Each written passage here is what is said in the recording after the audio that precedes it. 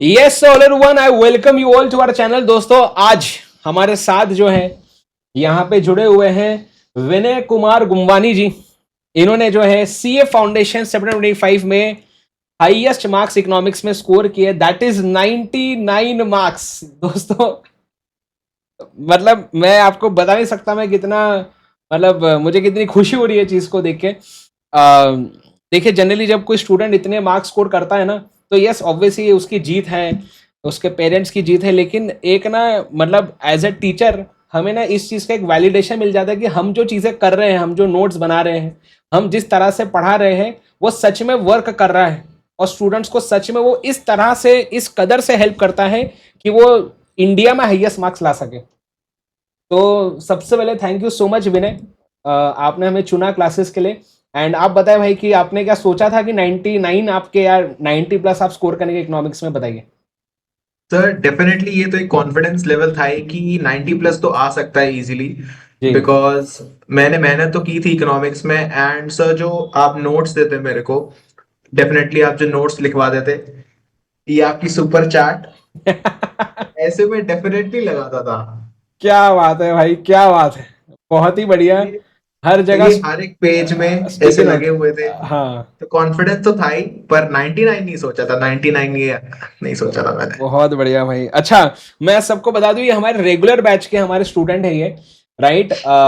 Live batch इन्होंने enrol किया था, और जब बैच शुरू हुआ था तब के तभी किया था या उसके बाद किया था, कैसे किया था हमने एनरोल, मतलब स्टार्टिंग से ही लाइव देख, सर स्टार्टिंग से ही किया था। शुरुआत से आप लाइव देख रहे थे? हम्म, अच्छा, बहुत बढ़िया। अच्छा, मैं आपको बता रहा हूँ आजकल ना स्टूडेंट्स के साथ क्या होता है, मैं देखता हूँ काफ़ी स्टूडेंट्स ऐसे होते हैं, बैच में एनरोल कर लेते हैं, 15-20 दिन होते हैं और फिर जो है ना छुट्टी मारना चालू कर देंगे। मतलब हफ्ते में क्या, 2-3 तो छुट्टी उनको मारनी है। फिर क्या होता है कि बैकलॉग बढ़ते जाता है, प्रेशर बढ़ते जाता है। तो क्या आपने भी ऐसा किया था कि आप डेली बराबर क्लासेस देखते थे? तो डेली क्लासेस देखता था, बट अगर कोई भी क्लास अगर if due to some reasons छूट भी रही है बच्चों की, राइट। देन डेफिनेटली उनकी रिस्पॉन्सिबिलिटी होती कि वो क्लास फिर पूरी देखें बाद में। करेक्ट, करेक्ट, कभी करेक्ट। शादी में जाना है, कभी मूवीज जाना है, डेफिनेटली जाओ। पर बाद में फिर उसको कवर भी करना है, डबल मेहनत करनी पड़ेगी, तो इस बात के लिए भी रेडी रहो। भाई, ये जो आप बोल रहे हो ना, ये जो चीज़ आप बोल रहे हो, ये किसी स्टूडेंट को रियलाइज करने में बहुत बार बहुत टाइम लग जाता है। मतलब ये आपकी मेच्योरिटी बता रहा है कि आप सही चीज़ों को प्रायोरिटाइज कर पा रहे हो। यहाँ पे बहुत से स्टूडेंट्स जो है उसको प्रायोरिटी ही नहीं दे पाते पढ़ाई को, राइट। अच्छा, मैं सबसे पहले यार आप सबको बता देता हूँ मार्कशीट, क्योंकि क्या फिर सबको सबूत चाहिए भाई, है ना। सबूत देख लो भाई पहले तो, ठीक है। ये रहा भैया सबूत। इनको आए हैं 99 मार्क्स, आप यहाँ पे देख सकते हैं इकोनॉमिक्स में, सितंबर 2025, विनय कुमार गुम्बानी। अरे भाई साहब। अच्छा, बाकी आप देखें, विथ ऑल ड्यू रिस्पेक्ट भाई, इनको अकाउंट्स और लॉ में कम है, 45 है। लेकिन इन्होंने जो बैंड बजा दी इकोनॉमिक्स में 99 लाके, है ना। मुझे लग रहा है भाई आपने क्यूए और इकोनॉमिक्स दोनों ही सब्जेक्ट्स ने आपको जो एग्रीगेट है 200 के ऊपर, वो स्कोर करने में काफी हेल्प किया। क्या लगता है आपको? यस सर, डेफिनेटली वो एक रीजन तो कंट्रीब्यूट करते ही economics and maths.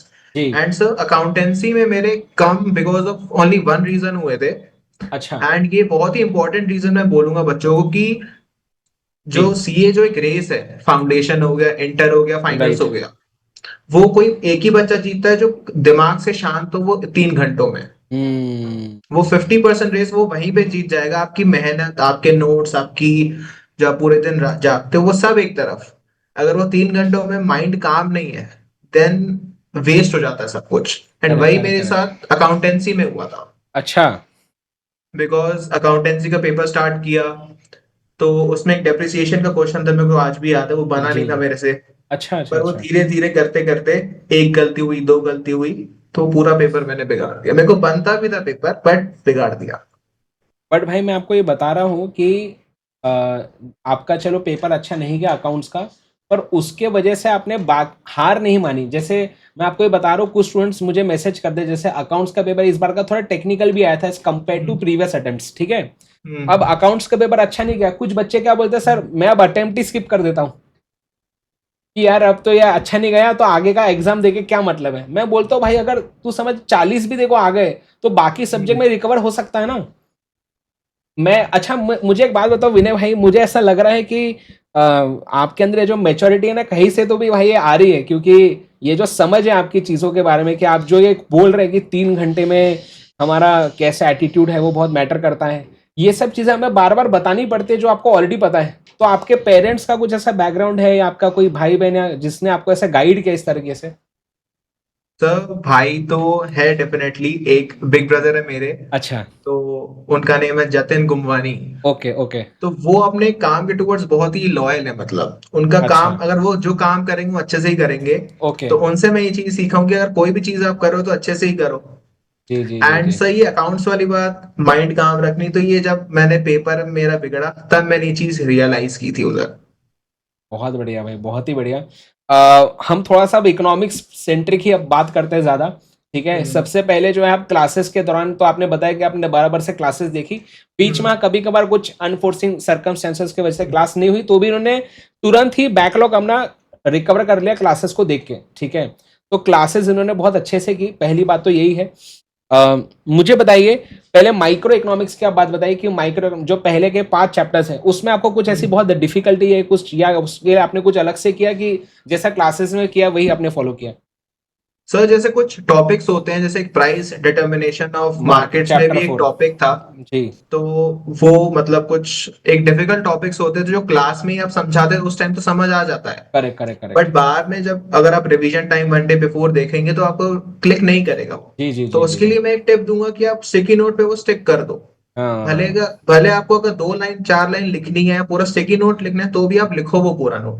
Ji ji because जी। बाद में वो चीजें याद नहीं आएंगे, एंड 1 डे बिफोर अपन के पास ये नहीं सोचते कि भाई इस क्लास में कौन सा टॉपिक था, चलो सर की क्लास वापस जाके देख लो, वो नहीं हो पाएगा सर। सही है, सही बात है, बिल्कुल सही है। मैं ये जो भाई ने बात बोली ना, सारे जो मेरे ढोकले अभी करंट बैच वाले, हाँ विनय भाई, मैं उनको बोलता हूँ कि जैसे कोई कॉन्सेप्ट हो गया, अब उसका कोई मैंने चार्ट हम्म। बनाया है या कुछ इंपॉर्टेंट लाइन है, मैं हम्म। बोलता हूँ चलो स्टिक नोट निकालो लिखो, तो उनका चालू हो जाता। अरे सर नहीं नहीं नहीं मतलब सर। उनको ऐसा जान पे आता लिखना है। ये देखे विनय, हाँ बोलो बोलो विनय भाई, आप आपकी बात सुनेंगे ये लोग, बोलिए। सर डेफिनेटली वो चीज बहुत हेल्प करती है। एंड मैं दूसरी टिप ये देना चाहूंगा कि आपकी जो कॉपी है, आप कॉपी जो बनवाते थे, जी। जैसे मैं शो करूँ तो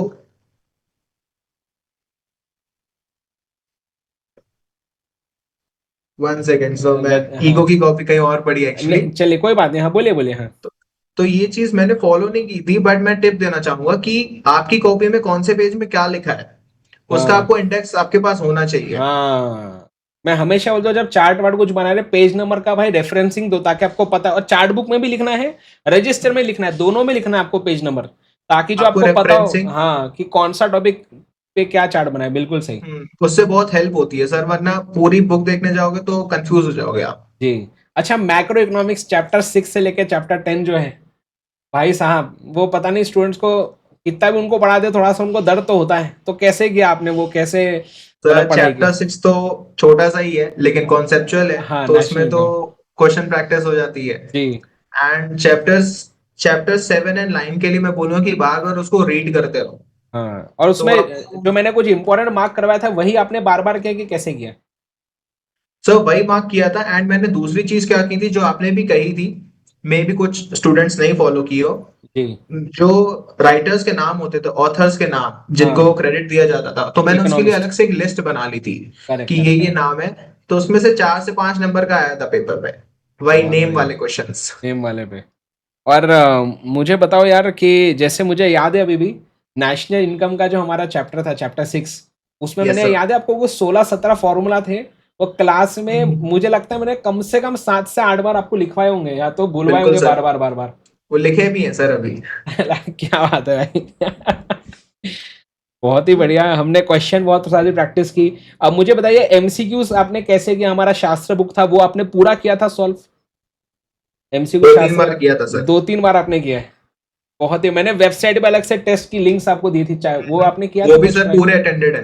पूरे अटेंड किए तो भाई साहब, मतलब मैं आपको ये बोलना चाह रहा हूँ। अच्छा मुझे एक बात बताओ, आपने कब शुरू किया भाई पढ़ना? जब हमने बैच शुरू किया तभी किया ना? हम्म। ठीक है, तो ऐसे बहुत सारे स्टूडेंट्स होंगे जिन्होंने उसी समय शुरू किया। मतलब हाँ। आप ये देखें, मैं स्टूडेंट्स को बोलना चाह रहा हूँ कि विनय ने जो है जब बैच शुरू हुई तब उसने पढ़ना चालू किया, उसने क्लासेस भी पूरी की, उसने एमसीक्यू शास्त्र 2-3 बार किया, उसने जो है सुपर चैट से रिवीजन भी किया, मेरे वेबसाइट पे जो फ्री टेस्ट थे वो भी उसने दिए। पॉइंट ये है कि समय तो है, ऐसा नहीं कि समय नहीं है हमारे पास कि ये हो ही नहीं सकता, ऐसा तो नहीं है भाई। आपके सामने लाइव नहीं सर। एग्जाम्पल यहाँ पे बैठा हुआ है विनय, जो जिसने सब चीजें की हुई है। यस, क्या कहना चाहेंगे विनय भाई? सर आपकी बात एकदम सही है। मैंने भी ये चीज गलती की थी कि ड्यूरिंग माय प्रेप, अगर जून जुलाई का भी टाइम है, जुलाई एंड का टाइम है, 1 ऑफ अगस्त है या 2 ऑफ अगस्त है, तो अपन उस टाइम सोचते थे, अपन को बहुत एंजाइटी होती थी कि यार हमारे जी पास टाइम नहीं है, अब राइटिंग प्रैक्टिस करने का टाइम नहीं है, अब कौन पूरी बुक सॉल्व करेगा। जी। हम सोच रहे रिजल्ट्स क्या आएंगे, रिजल्ट्स अच्छा आएगा बुरा आएगा, पेपर में क्या होगा। तो सर हाँ। वो सब हमारे हाथ में नहीं है अभी। ये राइट। चीज सर जब मैंने फाउंडेशन दिया ना चारों पेपर, तब मैंने ये चीज रियलाइज की कि हम सोचते हैं हमारे पास टाइम नहीं है, बट हमारे पास टाइम होता है, बट हम उस टाइम को वेस्ट कर देते हैं। बिल्कुल सही यार, बिल्कुल सही भाई। और एक सर बार ये जब, बहुत ही इंपॉर्टेंट बातें हैं, मतलब हाँ, और जो एक बार बच्चा जब, फॉलो करता है ना तो वही इंटर और फाइनल्स निकलेगा, वरना तो नहीं। मैं तो बोल रहा हूँ भाई आपका निकलने वाला है, फर्स्ट अटेम्प्ट में आप निकालेंगे, क्योंकि जो आपका माइंडसेट है ना वो सबसे ज़्यादा इंपॉर्टेंट है। देखो यस, आज इसको हाईएस्ट मार्क्स आए इकोनॉमिक्स में, और ये इंटेलिजेंट है, बट पॉइंट ये है कि माइंडसेट बहुत मैटर करता है। आज अगर ये 200 मार्क पे भी पास हुआ रहता ना, पर इसका जैसा माइंडसेट है, ये देख के मैं बता सकता हूँ ये इंटर फाइनल भी फर्स्ट अटेम्प्ट में जरूर क्लियर करेगा। तो ये माइंडसेट बहुत इंपॉर्टेंट होता है। आपने 10th में 12th में, चाहे आप मेरे स्टूडेंट नहीं भी हो, पर सीए के अंदर आके अगर आपने बराबर शिद्दत से मेहनत की, तो भाई आप हम्म। आसानी से पास हो सकते हैं। आपको दिक्कत आनी नहीं चाहिए। यस, अच्छा, विनय भाई मुझे बताओ, अभी जो है जो स्टूडेंट्स अभी क्लियर नहीं कर पाए अनफॉर्चुनेटली, आप उनको क्या टिप देना चाहेंगे? अभी 2.5 महीने बचे हैं। पहले इकोनॉमिक्स की बात करते हैं। क्या 2.5 महीने में, 2-2.5 महीने में इकोनॉमिक्स बराबर से अगर वो चाहे तो रिवीजन हो सकता है? और क्या हमारे जो बुक्स है उससे ही क्या तो हो जाएगा क्या? क्या लगता है आपको? सर डेफिनेटली सर, अगर 2.5 मंथ्स है, तो जी। अगर आप 15 to 20 डेज पे अगर डेडिकेट करते हैं इकोनॉमिक्स को, देन डेफिनेटली वो पॉसिबल है। आप एक चैप्टर आज करो, जैसे फर्स्ट चैप्टर है वो छोटा चैप्टर है, आज वो जी। चैप्टर आप 2-3 घंटे में हो जाता है, बिल्कुल। उसमें इतना कॉन्सेप्चुअली कुछ नहीं है। जी। देन उसके आप एमसीक्यू सॉल्व करो। एंड सेकेंड थिंग कि आप इस प्रेप में ही जो फर्स्ट अटेम्प्ट दे रहे हैं एंड जो सेकंड अटेम्प्ट है जिनका, कोई बात नहीं, अगर सेकंड अटेम्प्ट लग भी रहा है कोई दिक्कत नहीं है, पर ड्यूरिंग द प्रेप ही आप डिसाइड करो कि मेरे को 1 डे बिफोर क्या करना है, कैसे करना है, हम्म। कौन यहाँ सा टॉपिक मेरे को 1 डे बिफोर पढ़ना है, कौन सा टॉपिक नहीं पढ़ना है। ये भाई, बहुत इंपॉर्टेंट चीज विनय है। भाई यहाँ पे अभी इतना लेवल का स्पून फीडिंग अब हो गया है। तब सर अभी क्या है, पहले तो क्लास पूरा हो गया डिटेल में, रिवीजन भी करा के दो, फिर मैराथन भी होना, इम्पोर्टेंट एमसीक्यू भी होना, फिर बाद में लास्ट 1.5 डे का भी सर आप बना के तो स्ट्रेटेजी। अब बस मेरे को लग रहा है अब इतना ही बचा है हमारा कि एग्जाम देने हम जाएंगे आपके बदले। सर लगता है ना कि मैंने जो गलतियां की वो बच्चे नहीं करें, मेरे को बस ये है, अच्छा, बिकॉज मैंने ये सब गलतियां की हैं सर। बिल्कुल बिल्कुल भाई, नहीं लेकिन मैं आपको बता रहा हूँ ऐसा नहीं है, बहुत से स्टूडेंट्स मेहनत भी करते हैं। हाँ, इस हम्म। बार आपकी, अगर आप क्लियर नहीं कर पाए कोई दिक्कत नहीं है, बस आप लगे रहे, बिल्कुल आप क्लियर कर पाएंगे एग्जाम्स को। Yes and sir. एक ओवरऑल आप क्या टिप्स देना चाहेंगे विनय भाई फॉर ओवरऑल सीए फाउंडेशन, जो अभी अपकमिंग अटेम्प्ट्स में जो एग्जाम देंगे बच्चे? यस। तो फर्स्ट मोस्ट इंपॉर्टेंट टिप, अपने आप पे भरोसा रखो एंड अपना माइंड काम रखो। फर्स्टली ये टिप है। सेकेंड थिंग, आप जो भी कर रहे हैं अपने इंटेंट, गुड इंटेंट के साथ करें। नीयत अगर बेकार होगी तो रिजल्ट्स नहीं आएंगे। जी। थर्ड थिंग मैं बोलूंगा कि आप जो भी पढ़ रहे हैं उसका आप ट्रैक रखिए। ये 3 मोस्ट बिल्कुल। इंपॉर्टेंट टिप्स मैं देना चाहूंगा सर। चलिए, बहुत ही बढ़िया भाई। और अब मैं चाहूंगा कि आप सीए इंटर में भाई हमसे मिले, ठीक है? Yes sir. मजा करेंगे सी इंटर में। और डेफिनेटली सर। अब मुझे उम्मीद है भाई आपसे कि आप सी इंटर में भी अब रैंक लेके आएंगे, ठीक है? तो कोई प्रेशर नहीं है, पर मुझे ऐसा लगता है, मैंने जैसे आपको बोला कि जैसा आपका माइंडसेट है, आप ज़रूर बिल्कुल रैंक आप ला सकते हैं। मतलब आपको एटलीस्ट एम तो करना ही चाहिए, और आप बिल्कुल डेफिनेटली लाएंगे सर। मुझे लगता है। और सी इंटर में मिलते हैं, right? All the very best.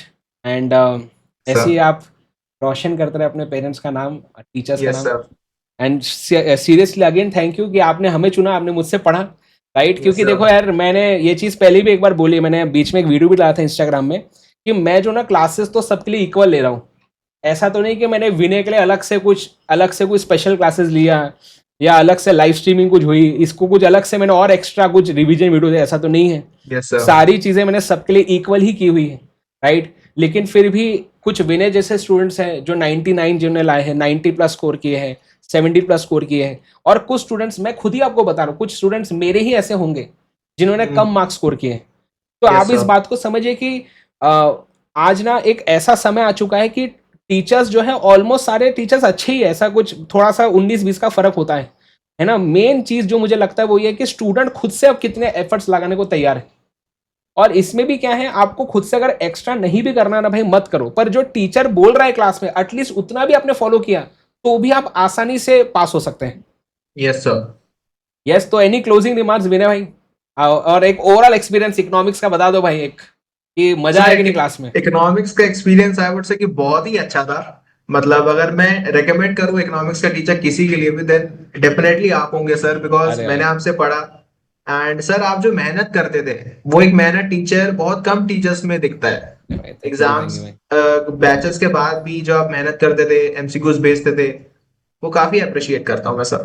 चले, thank you so much Vinay, and all the very best. मिलते हैं अब सी इंटर में भाई, फोड़ना है सी इंटर में भी, खतरनाक अपने को बिल्कुल सर। मार्क्स लाने, ठीक है ना। बिल्कुल चलिए, sir. All the best, thank you. Thank you so much sir, once again thank you so much.